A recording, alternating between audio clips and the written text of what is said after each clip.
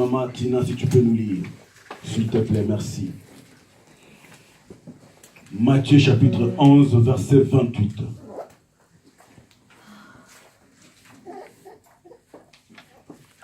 Si tu as ta Bible, tu vas l'ouvrir dans le livre de Matthieu chapitre 11, verset 28.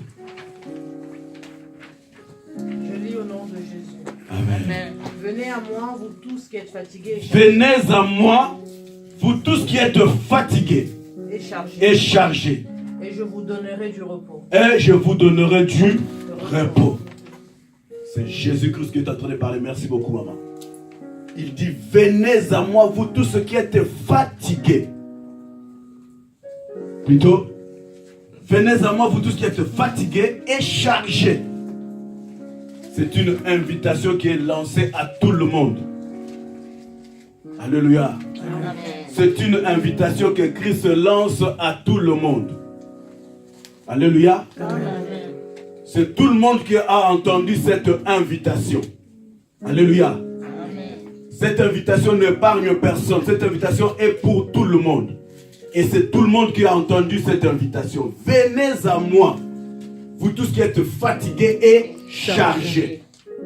Et je ferai quoi? Je vous donnerai du repos. L'invitation est ouverte à tous ceux qui l'entendent. Mais ce que je veux nous dire ici, ce que je vais nous exhorter ce matin, et ce n'est pas tout le monde qui doit répondre à cette invitation. Tout le monde a entendu cette invitation. Mais ce n'est pas non plus tout le monde qui doit répondre à cette invitation. Et qui doivent répondre à cette invitation? Ceux qui sont chargés et fatigués. Alléluia. Tout le monde a entendu l'invitation. Et ce n'est pas non plus tout le monde qui doit répondre à cette invitation. Ceux qui doivent répondre à cette invitation, ce sont ceux qui sont chargés et fatigués. Alléluia. Alléluia. Amen. Si tu sais que tu es chargé, si tu sais que tu es fatigué, tu dois répondre à cette invitation. Alléluia. Et si tu es là ce matin et que tu sais que tu es fatigué et que tu sais que tu es chargé, tu dois répondre à cette invitation. Nous sommes chargés par des problèmes spirituels. Bien aimé, je vais attirer notre attention. Le problème spirituel n'est pas seulement un problème africain. Alléluia.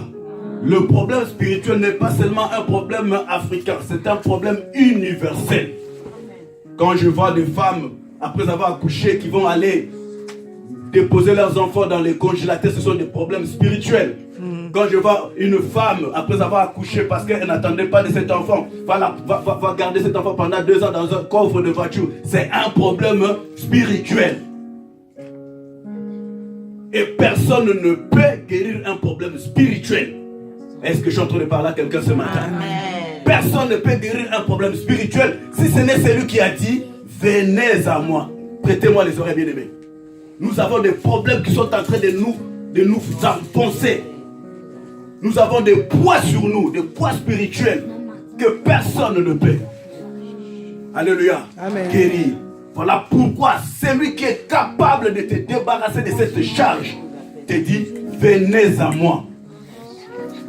Alléluia. Amen. Pour être débarrassé, pour être déchargé, tu dois faire un pas. Est-ce que je suis en train de parler à quelqu'un? Amen.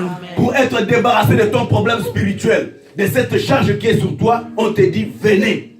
Et quand on dit venez, c'est-à-dire que tu dois faire un pas. Et si ce pas n'est pas fait, bien aimé dans le Seigneur, tu auras toujours ce poids sur tes épaules. Amen.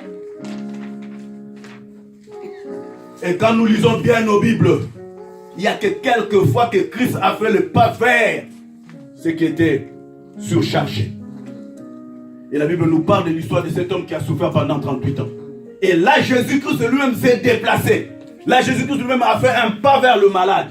Ce sont les quelques cas rares. Mais toutes les fois, c'était cette femme qui saignait pendant 12 ans. C'est elle qui a fait le pas.